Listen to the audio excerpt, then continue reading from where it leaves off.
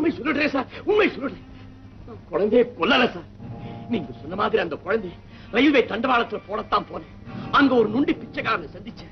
அவன் தெருவில் திரியிற குழந்தைகள் எல்லாம் கடத்திட்டு போய் அவங்களுக்கு பிச்சை எடுக்க வச்சு புடைக்கிறவன். அவங்கிட்ட இருந்த ஒரு குழந்தை தப்பிச்சுட்டு ஓடி போய் ரயில் அடிபட்டு செத்துடுச்சு. அந்த குழந்தைக்கு பதிலா இந்த குழந்தை கொடுத்துடு, உனக்கு 500 ரூபாய் தரேன்னு சொன்னான். நானும் குழந்தை கொடுத்துட்டேன். இந்த குழந்தை கவனம் எடுத்து செத்து போன குழந்தை மேல போட்டுட்டு வந்துட்டேன். இப்ப அந்த ஆளு பெங்களூர் மெஜஸ்டிக் செக்டர்ல தான் இருப்பான். முட்டாள், நான் தான் அந்த குழந்தையை கடத்திட்டு வந்தேனே, அதுக்கு நல்லா தெரியும். ராமு கையில குழந்தை கிடைச்சிட்டா அது என் அடையாளம் காட்டிட்டு இப்ப தாண்டா அவன் எனக்கு கல்யாணம் பண்ணி வைக்கிறேன், பணம் நகை எல்லாம் தரேன்னு சொன்னான். அந்த குழந்தையை கொல்ல சொன்னது நான் தான் ராமுக்கு தெரிஞ்சதுன்னா அவன் ஜெயிலுக்கு அனுப்பிச்சிருவான்டா. முன்னாடி எப்படியாவது அந்த பிச்சைக்காரனை கண்டுபிடிச்சு அவன் கொடுத்த 500க்கு பதில் 5000 கொடுத்து குழந்தையை வாங்க. அந்த குழந்தையை எங்கேயாவது வச்சு தீர்த்து கட்டிடு. நான் அவங்களோட பெங்களூர்ல ஜெயலாடு ஹோட்டல்ல தங்கியிருக்கேன். காரிய சக்சஸ் ஆன உடனே நீ எனக்கு டெலிபோன் பண்ணு. என்ன இந்த பணம் அண்ணாரே, போன தடவை மாதிரி ஏதாவது தில்லுமுள்ளு செஞ்ச நம்ம 2 பேருமே க்ளோஸ். ஞாபகம் வச்சுக்க. சரிங்க. அந்த குழந்தையோட பேர் என்ன சொன்னீங்க? இந்திரா. இந்திரா குண்டா இருக்குமே, அழகா இருக்குண்டா சார். அன்னைக்கு நான் ரொம்ப போதையில இருந்ததுனால குழந்தையோட உருவம் ஞாபகத்துக்கு வரல. நீ கவலைப்படாதீங்க, எல்லாத்தையும் நான் பாத்துக்கிறேன்.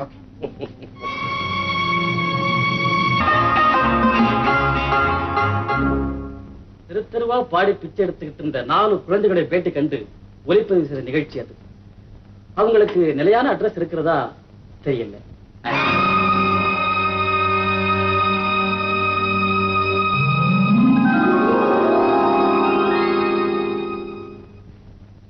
சுரேஷ், இந்த பெங்களூர்ல எவ்வளவு நல்ல மரக்கறி ஹோட்டல்லாம் இருக்குன்னு சொல்றாங்க. எங்களை போய் இந்த மாம்சக்கறி ஹோட்டல்ல கொண்டு வந்து தள்ளிவிட்டிய சார். சிட்டிலேயே சென்டரான இடம் இது. அதுவும் இல்லாம இந்த ஹோட்டல் முதலாளி என் ஃப்ரெண்டு. நம்ம உபயோகத்துக்கு ஃப்ரீயா ஒரு காரை வேற கொடுத்துருக்கான். அதனாலதான் நான் இங்க ரூம போட்டேன். ஆமா, இங்க தப்பு தண்டாவான பொம்பளைகள்லாம் வந்து தங்குவாங்களாமே, நிஜமாவா? வாஸ்தவம் தான். வேணும்னா 4ஆம் நம்பர் ரூம தட்டி பாருங்க, தப்புகள் நிறைய நடக்கும். நிம்மதியா இருந்து பேசிட்டு வாங்க. சிச்சி, அந்த மாதிரி உமக்குள்ள நான் போக மாட்டேன். என்ன பத்தி என்ன நினைச்சுக்கிட்டே? ஆமா, எத்தனாவது நம்பர் ரூம்னு சொன்ன? இப்படி துணை பேசிக்கிட்டு அந்த பக்கம் போக கூடாது, அதுக்காக கேட்டேன். ஆமா, டைம் ஆச்சு, புறப்படலாம். சுரேஷ், நீ மைசூர் ரோடு பக்கம் போய் சேரு. நீங்க மெட்ராஸ் ரோடு பக்கம் போங்க, நான் பாம்பே ரோடு வழியா போறேன். நான் சாப்பிட்டு புறப்படலாமே நினைச்சேன். சீக்கிரம் சாப்பிட்டு. எனக்கு என்னமோ இந்திரா பொண்ணு கிடைக்கும்னு தோணல. ஏன்? என்னமோ நீதான் குழந்தைய ஒளிச்சு வச்ச மாதிரி அவ்வளவு நிச்சயமா சொல்ற. என்ன விஷயம்? என் மனசுல பட்டது சொன்ன. உன் மனசுல எதுவுமே நல்லா படாத. இது என்ன மனசோ அது?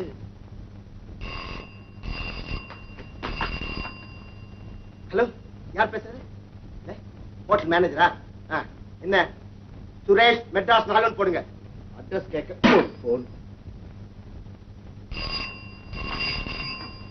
ஹலோ, ராமநாதனா? இங்க இல்ல சார். ரூம் நம்பர் 104, 204 இல்ல.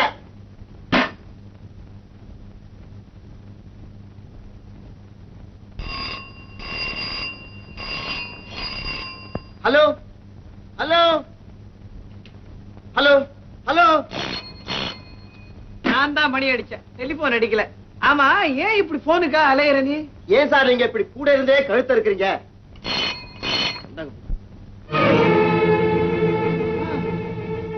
ஏன் இப்படி போனுக்கு பறக்குறான்? கண்டுபிடிப்போம். ராணி, சாமி புண்ணியத்துல எல்லாம் நல்லபடியா நடந்துச்சு. குழந்தை பொண்ணையே உரிச்சு வச்ச மாதிரி பிறந்திருக்கு. இங்க பாரு அவன் பொண்ணே. அண்ணா வேண்டாம், குழந்தை என் கண்ணுல காட்டாது. ராணி, என்ன ராணி சொல்ற? அது என் குழந்தை இல்லம்மா, யாருக்கோ சேர வேண்டிய இரவல் குழந்தை. எல்லா விபத்தையும் நான் இப்பதான் தெரிஞ்சுக்கிட்டேன். அதுக்காக பெத்த குழந்தைய கூட கண்ணுல பார்க்க கூடாதா? குழந்தைய பார்த்தா பாசத்துக்கு அடிமையாகி என் புருஷனுக்கு துரோகம் செஞ்சாலும் செஞ்சிருவேன்.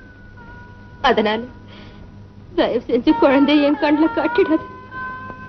அது முகத்துல என்ன முழிக்க வச்சு என் புருஷனுக்கு என்ன துரோகி ஆக்கிடாது.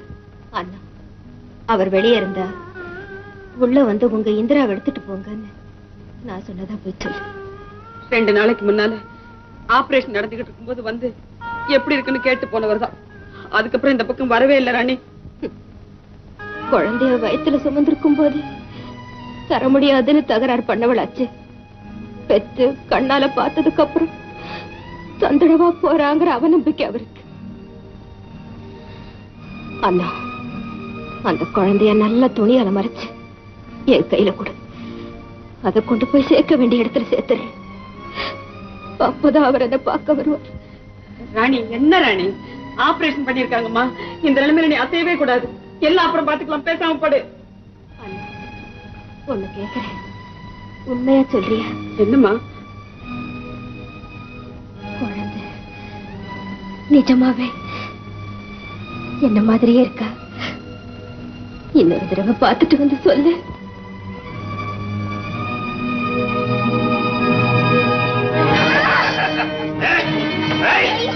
எல்லா குழந்தைகளும் பிச்சை எடுத்து 10 ரூபா கொண்டு வராங்க, நீ மட்டும் 5 ரூபா கொண்டு வரியா? சரிங்களா, எல்லாம் போய் கொட்டீங்க. யாரு என்ன தெரியல? நான் தான் மன்னாரு. மெட்ராஸ்ல அம்பத்தூர் ரயில்வே ஸ்டேஷன் கிட்ட ஒரு குழந்தை விலைக்கு வித்தேன், ஞாபகம் இருக்குதா? இப்பதான் ஞாபகம் வருது. வா வா வா வா. என்ன விஷயம்? இப்ப எனக்கு அந்த குழந்தை திரும்ப வேணும். நீ கொடுத்த 500 ரூபாயில 5000 ரூபாய் கொண்டு வந்திருக்கேன். பணத்தை வாங்கிக்கிட்டு குழந்தைய உடனே கொடுத்துரு. 500 ரூபாய்க்கு வித்த குழந்தைய நீ 5000 கொடுத்து திரும்ப கேட்கிறேன்னா உனக்கு 5 லட்சமாவது லாபம் இருக்குங்கிறது என் கணக்கு இல்ல. அதனால எனக்கு ஒரு 25,000 கூட இல்லன்னா எப்படி? ராஜப்பா, நான் ரொம்ப நியாயமா நடந்துக்கிறேன். நீ அதிகமா ஆசைப்படுற. லாப கணக்கெல்லாம் உனக்கு தேவையில்லாத விஷயம். எனக்கு அந்த குழந்தையோட அடையாளம் தான் ஞாபகம் இல்ல. நீயே மரியாதை அந்த குழந்தை என்னோட அனுப்பிச்சு. ராஜப்பா ஒரு தொகையை கேட்டுட்டான்னா அதை விட்டு இறங்கவும் மாட்டான், ஏறவும் மாட்டான். ராஜப்பா, 1 பைசா செலவு கூட இல்லாம அந்த குழந்தையை என்னால் கொண்டு போக முடியும். முடிவா என்ன சொல்றேன்?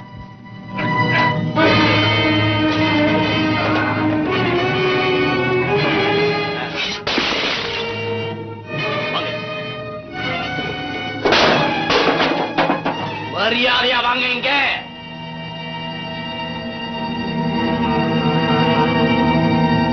உங்கள யாரு இந்திரா? அவ இல்ல, நான் தான் இந்திரா. நீ இந்திராவா? இல்ல, 2 பேர் சொல்றது பொய். நான் தான் இந்திரா. நீ இந்திராவா? நிஜமா நான் தான் இந்திரா. என்ன? இவங்க யாரும் இல்ல, நான் தான் இந்திரா. ஏய், கிண்டலா பண்றீங்க? உங்களுக்கு ஒரு கால் வந்திருக்கு சார். Hello madam. ஹலோ. என்ன அழகா ஹலோ சொல்றீங்க நீங்க. உங்க சர்வீஸ் இருக்க ரொம்ப பிரமாதம், ரொம்ப quick. I like you. Thank you. என்ன குரல் இது, மயில் கூவுற மாதிரி இருக்குது. ஆமா, இவ்வளவு சின்ன பொட்டி இத வச்சுக்கிட்டு 300 ரூபாய்க்கு மேல கரெக்ஷன் கொடுக்கறியே, எப்படி இது? Oh, that is very easy. எனக்கு கத்து கொடுக்க கூடாதா? Sure. Hello, 1 minute. இப்போ உங்க ரூம்க்கே ஒரு கால் வந்திருக்கு. அதை எப்படி கனெக்ஷன் கொடுக்கறேன்னு பாருங்க. கொடுங்க, அதுக்காக தானே காத்துக்கிட்டு இருக்கேன். ஹலோ, நான் தான் சுரேஷ் பேசுறேன். சார், நான் மன்னாரு பேசுறேன். நீங்க சொன்னபடி இந்திரா இருக்கிற இடத்தை கண்டுபிடிச்சிட்டேன்.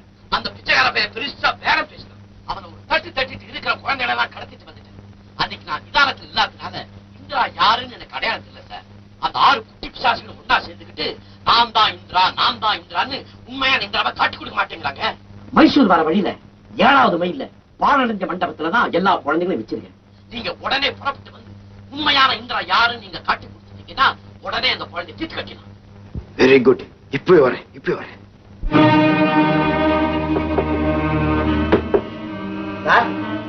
சார், இதோ வந்துட்டேன். ட்ரெஸ் பண்ணிட்டு இருக்கேன்.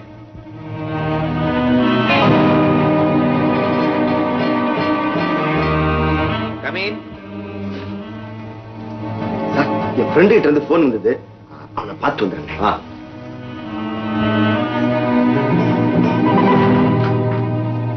பார்த்து போ. சுரேஷ் உங்ககிட்ட என்ன சொல்லிட்டு போறான்? யாரோ ஃப்ரெண்டு கிட்ட இருந்து டெலிபோன் வந்துச்சான், பார்த்துட்டு வரேன்னு போறான். அயோக்கிய பையன். அவன் இப்ப ஃப்ரெண்ட பார்க்க போகல, நம்ம இந்திராவை தீர்த்து கட்ட தான் போறான். இந்திரா எங்க இருக்கா? மைசூர் போற வழியில 7வது மைல்ல இந்திரா மன்னார் கிட்ட மாட்டிக்கிட்டு இருக்கா. மன்னார் 6 குழந்தைகளை பிடிச்சு வச்சுக்கிட்டு இருக்கா. இந்த 6 குழந்தைகள் இந்திரா யாருன்னு அவனுக்கு அடையாளம் தெரியல. அடையாளம் காட்டத்தான் சுரேஷ் போறான். அடையாளம் தெரிஞ்சது இந்திராவை க்ளோஸ் பண்ணுவாங்க. இப்ப சுரேஷ் அங்க போறதுக்கு முன்னால நாம போய் ஆகணும். ஐயோ, அவன் போயிட்டானா நாம எப்படி போறது? அத பத்தி கவலைப்படாத. இந்த சுரேஷ் போற வண்டியில சாயந்தரத்தை பாதி அறுத்து விட்டேன். அவன் கொஞ்ச தூரம் போறதுக்குள்ளார அது முழுக்கல அறுத்து போயிடும். அவன் போய் சொல்றதுக்கு முன்னால நாம போய் சேர்ந்துடலாம். நல்லா மாட்டிக்கிட்டான். சுரேஷ் வா.